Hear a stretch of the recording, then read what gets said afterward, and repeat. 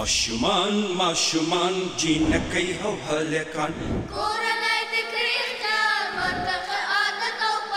پاملرنه د تعلیمي ام روغتیایي د ځان نظافت هم اړین دی تغذیه هم چنان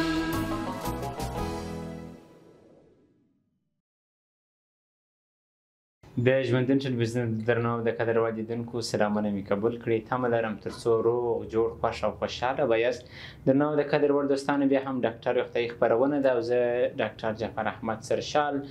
د همدې خپرونې له لارې بیا هم ستاسو په چوپړ کې یم. درنو د قدر وړ دوستانو بیا هم ډاکټر روغتیایي خپرونه ده.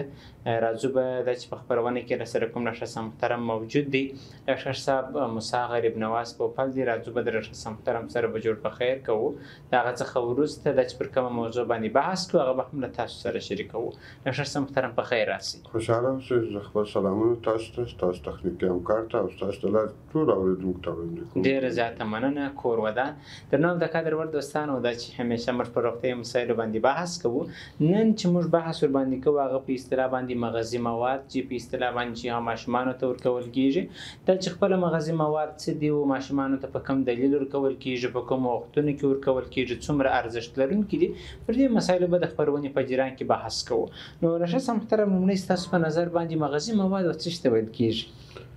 ګورئ یو هر شی چې موږ د خولې له لارې اخلو هغه خواړه دي. د دوی څه چې د ګټې وړ یا د بدن د ضرورتو پوره کولو لپاره چې هغه کوم جذبېږي دغه مغذي مواد دي. او دا چې د موږ په کلینیکو کې ورکوو دا مجموعه د ویټامینو او منرالو ده. بالکل. او ډاکټر صاحب محترم که په دې اړه باندې هم راته ووایاست چې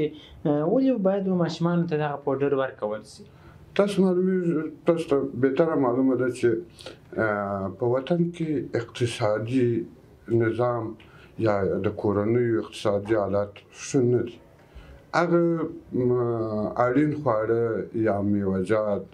یا سبزیجات یا حبوبات یا پروتین چې مثال غوښې واګې دي د ټولو کورنیو په وسو یا دغه مندو چې شیدې ورکوونکي دي یا ماشومان زېږوي هغو ته دغه مواد نه رسېږي. نو کله چې دغه مواد هغوی ته ونه رسېدل نو سبب د دې کېږي چې دا بیا په سوء تغذیې باندې اخته کېږي. نو دا مواد موږ په دا خاطر ورکوو چې ماشومان د دوی د ویټامینو ضرورت څه دی د دوی د منرالو ضرورت څه دی دا پوره شي تر هغو ماشومان په سوء تغذیې باندې اخته نه شي.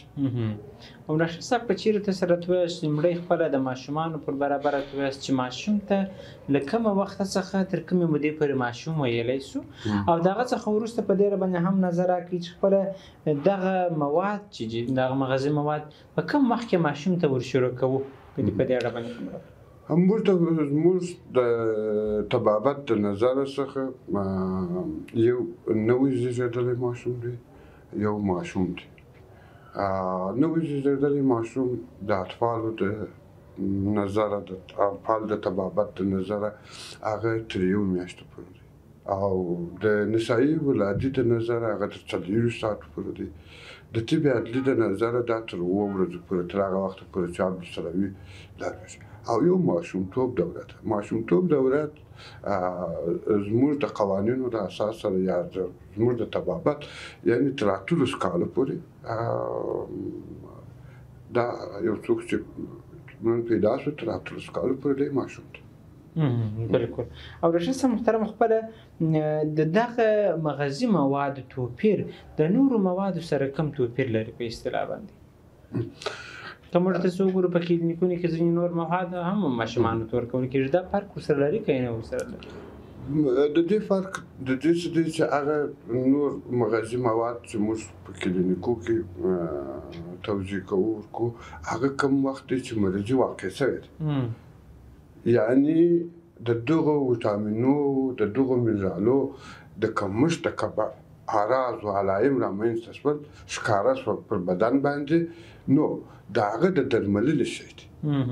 دا کوم مواد یا د کښنې پولې دي چې په هغه کې د وټامینو د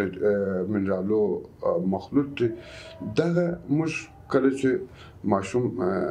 د شپږو میاشتو شي او موږ د دسترخوان ګډ کړو یا اضافه خواړه د مور د شیدو سره بیره موږ ورکوو، نو دغه مواد موږ د کلینیکو د خوا څخه توزیع کېږي د هغو ماشومانو دپاره چې د دوی اقتصادي وضعیت ښه نه دی. نو بیا دا یو پوړی راخیسته کېږي که مخکې ماشوم پر کوم کاسه چې دی پر هغه باندې دا پاشل کېږي تر هغو چې د دغو وټامینو د کمښت د منرالو د کمښت سره د ماشوم مخامخ نشي. ولې چې دی نشي کولی یا د ده په غذایي پروګرام کې د کورنۍ په غذایي پروګرام کې ډېر وخت سبزیجات نه وي، ډېر وخت حبوبات نه وي، ډېر وخت داسې چې میوه‌جات نه وي، نو د خلکو اقتصاد دومره نه دی چې هغه بیل خواړه یا همیشه وخت دغه ته ماشومانو ته یا د کورنۍ نورو غړو ته میوه‌جاتو د سبزیجاتو ته ورسوي. نو کله چې دا دغه شو نو مور چې کوم خواړه خوري هغه په شیدو کې هم دغه نشته، دا وټامینونه او منرالونه شته به یې به په هغه ډېر محدود اندازه په کم اندازه. نو کله چې ماشوم د مور شیدې خوري هغه وټامینونه بدن ته نه رسېږي او دغه وټامینو او دغه پروټینو وظیفه دا ده په بدن کې چې هغه ترمیمات راولي، وده ورکړي. نو دغه د بدن د ماشوم د بدن د ودې دپاره د منرالو ته او د دې وټامینو او پروټینو ته ضرورت شته. نو مثال کاربوهایدرېت د بدن تاسو موږ ته پوهېږو چې انسان یو سیاره فابریکه ده چې مختلف ماشینونه په دې کې فعالیت لري، هغه فعاله دي. نو د دغو د چلش دپاره د دغو د ګرځلاو دپاره کاربوهایدرېټو ته ضرورت لرو چې مثال لا خوږه ده. نو په دې خاطر چون زموږ په کورنۍ کې یا یو ناوخته غذایي پروګرام یا ډېر دغه غذایي پروګرام فقیر، یعنی د څه څه فقیر د دې څه فقیر چې هغه میوه‌جات او پروټین یا سبزیجات یا داسې ښه خواړه چې یعنی ډېر سبزیجات خلک استفاده نه کوي، باوجود د دې چې په دا اوس فصل کې میوه‌جات ډېر ارزان دي، مګر زه مطمئنه یم چې ډېر خلک د دغو میوه‌جاتو څخه باوجود چې دومره ارزانه دي استفاده کولی نشي. نو کله چې دغه وټامینونه او منرالونه د دې فقدان رامنځته شي نو ماشومان په سوی تغذیه اخته کېږي. موږ په دې خاطر چې وقایه کړي، مخنیوی مو کړي، ماشومان په سوی تغذیه نه اخته شوي. ولې کله چې ماشوم په سوی تغذیه اخته شو وروسته د دې درملنه ډېر مصارف غواړي. زموږ ډېر ماشومان د سوی تغذیه راڅخه اخلي. نو په دې دلیل باندې چې چون غذایي مواد فقیر دي، غذایي مواد یعنی کورنۍ نشي کولی ټوله ترکاري یا د شیان غذایي موادو کې شامل کړي، اقتصاد ضعیفه دی. نو ضرور د دې ماشومان دې ته اړتیا پیدا کوي چې هغه چون په نمو کې دي، په غټېدو کې دي چې ورځ په ورځ د دوی غټېږي، نو وټامینو منرالو ته ضرورت لري. نو په دې خاطر چې ماشومان که چیرې دغه منرالونه او دا وټامینونه ماشومانو ته ونه رسېږي، ماشومان په سوی تغذیه باندې په مختلف کټګوري سوی تغذیه باندې سوی تغذیه داسې باندې سوی تغذیه داسې ده چې هغه په سترګو نه لیدل کېږي. یو ماشوم سوی تغذیه مګر په سترګو نه لیدل کېږي. یو رقم داسې دی چې هغه ماشومان په سترګو که سوی تغذیه هغه په معلومیږي. دا غذایي مواد چې دي دوه رقم، یو غټ غذایي مواد، یو کوچني غذایي مواد. هغه ماشومان چې د کوچني غذایي موادو په کمښت باندې اخته دي هغه په سترګو نه لیدل کېږي، د ډېر وخت بعده معلومیږي. او هغه ماشومان چې د غټ غذایي مواد باندې د هغه په کمښت باندې اخته دي، موږ څه وینو چې هغه یا پړسېدلي یا داسې چې پوست هډوکي یا داسې چې د پښو د خوا څخه پړسېدلي، د خوا څخه د پوستو هډوکي دا شکل سره. نو د هغه کوم چې د کوچنیو غذایي موادو کمښت په بدن کې هغه باید په ډېر وخت کې لکه اوس مثال یو اوسپنه نشته چې دا یو منرال دی د دې څخه کمخوني منځته راځي نو د دغو اعراضو علایمو د رامخته کېدو د مخه د دې د مخه چې دا رامخته سي یا کوچنی په سوی تغذیه باندې اخته سي نو ضروري ده چې دغه مغذي مواد یا کوم چې موږ سره په پوری کې دي دا چې موږ کوو دا ماشومان ته ورسي بالکل او ډاکټر صاحب په تیر تاسو په دې اړه باندې هم راته وایي چې دغه مغذي فوډر چې فرض مثال استفاده ورځنی کیږي دا هر ماشوم ورځنی استفاده کولای شي کنه یوازې د سوی تغذیه ماشومان د څخه استفاده کوي دا هر ماشوم چې د شپږو میاشتو عمر ډیری بیا تر 2 کلنۍ پورې یو شی ته باید ستاسو راځو د لارې څخه څه تلویزیون د لارې څخه زه اوریدونکو ته دا وایم چې د ماشومانو د ودو د صحت لپاره زر طلایي ورځ چې دغه زر طلایي ورځې کله چې نطفه ونیول شوه یا مور په دې پوه شوه چې زه کوچنی لرم یا میاشتنی عادت قطع شو یا په لابراتواري معایناتو کې وکتل چې مور کوچنی لري د دغه وخت څخه دا شروع کېږي دا ورځ شروع کېږي په دغه ورځو کې باید د ماشوم بدن ته غذایي مواد درست ورسیږي مور باید څه میوه‌جات وخوري مور باید استراحت وکړي مور باید د حبوباتو سره د لبنیاتو سره د دوی څخه استفاده وکړي د سبزیجاتو څخه باید ډېر استفاده وکړي نو اوس دغه ورځې تر 2 کلنۍ پورې کله چې ماشوم 2 کلن کېږي نو دا 1000 ورځې پیدا کوي که په دغه 1000 ورځو کې کوم نقصه پیښه شول د غذایي موادو د کموالي سره دا ټول عمر د دې سره ملګری ده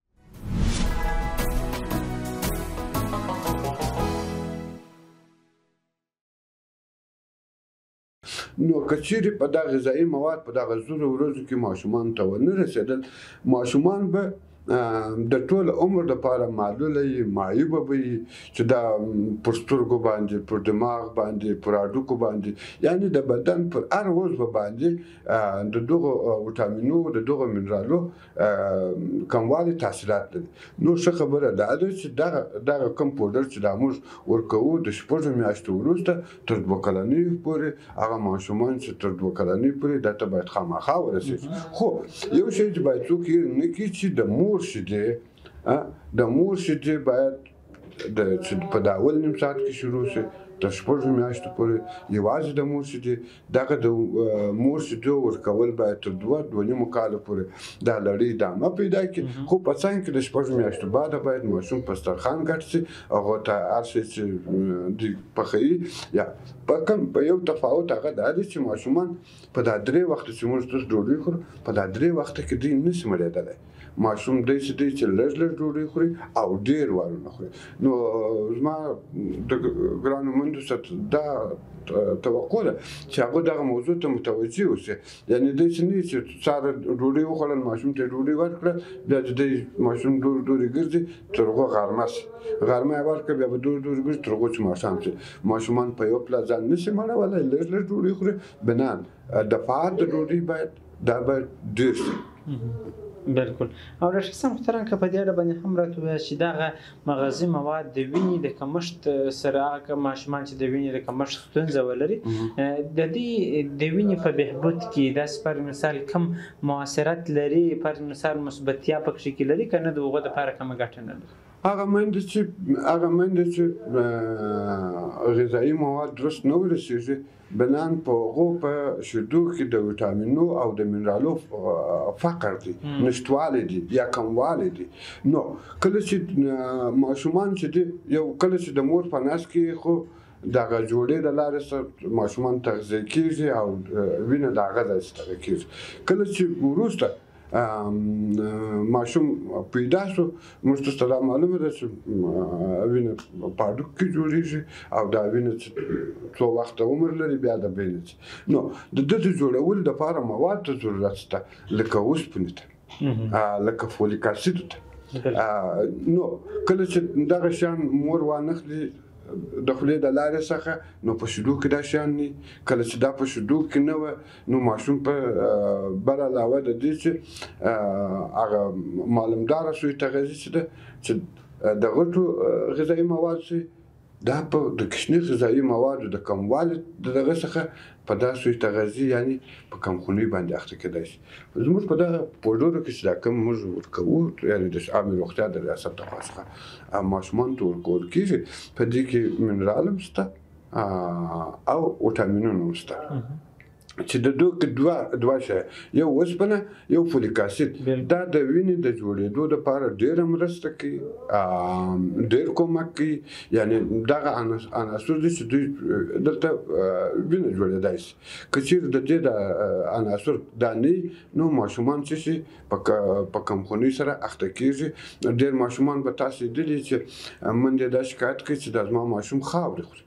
دا د خاورې خوړلو یوازینی علت دا دی چې هلته په وینو کې اوسپنه نشته. د زړه څکېږي، هر شی چې خوري زړه یې نه نیسي. حتی موږ د بعضې مندو کله چې کوچنی په نس یا د هغې پخوا چې به دا موږ څهان درلوده د داسې چې اوبه راکښه کېدلې، دا مند چې به اوبو ته تللې هلته به یې د دغه خاورو څخه استفاده کوله. یا شاید اوس هم خویندې زما اواز اوري چې ډېرې خویندې داسې په کورو کې چې هغه اوس هم خاورې خوري یا د دوی ماشومان خاورې خوري. نو په دې خاطر سره چې دغه ماشومان د کمخونۍ سره مخامخ نشي او بیا خاورې ونه خوري، نو ښه خبره دا ده چې زموږ د دغه پوډر چې کوم دي د دوی څخه استفاده وکړو. او ډاکټر صاحب محترم، تاسو د مندو دپاره دلته یو ډېره ښایستې موضوع ته هم اشاره وکړه. که موږ وګورو زموږ په ټولنه کې په اصطلاح باندې یو کېدای شي په ډېرو ولایتونو کې به داسې ښځینه طبقه چې د که موږ تاسو وګورو یا د خاورو څخه استفاده کوي یا په اصطلاح عام اصطلاح یا ګیلي شرشۍ ورته وایي، د دې څخه استفاده کوي یا خپله یا مټ یا دیلي څخه استفاده کوي چې پر مثال هغه د خټو محلول دی په اصطلاح. ستاسو په نظر باندې کله چې مندې د دغه څخه استفاده کوي دا د دې دپاره څنګه ارزوئ؟ ضرر ورته لري که یې نه لري؟ که چېرې دوی وایي زموږ ته که تاسو وویل چې زړه یې څکېږي، هوا یې ورته کېږي، که چېرې دا ورته ور نه کول شي د چی څخه استفاده وکړي چې دغه ستونزې حل شي؟ داسې دی چې کله چې یو ماشوم یا یو مور خاوره خوري یا مټ خوري یا د ګیله شرشۍ خوري، دا 100% کې دا معلومه ده چې د ده په وینې کې اوسپنه اندازه لري. د اوسپنې د اندازې د لږوالي د سبب سره هغه زموږ په عامه اصطلاح چې زړه څکېږي. بالکل هر څومره وخوري نس مو وړ شي مګر خو بیا هم زړه څکېږي، سړی بل شي ته هوا کېږي. خو په دا کوم خاوره کې په دې کې اوسپنه وي، په خاورو په دې کې اوسپنه وي. کله چې دوی وخوري زړه نو دا چې دوی دا د دوی په پښتورګو باندې، په معده باندې، په کولمو باندې نه دی، په رینه باندې نه دی، ډېر منفي تاثیر بد تاثیرات لري چې په وروستو کې به دوی د ډېرو ناروغیو سره مخامخ شي. نو په دې خاطر چې د مندو دغه ته خاورو ته زړه ونیسي یا خاوره ونه وخوري، نو په دې خاطر موږ دایم د خپلو مندو ته دا مشوره ورکوو کله چې د کوچنۍ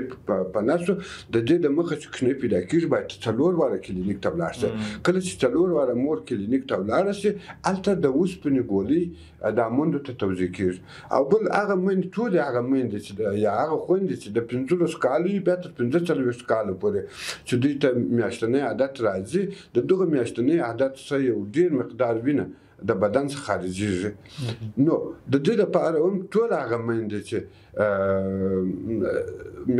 د اولاد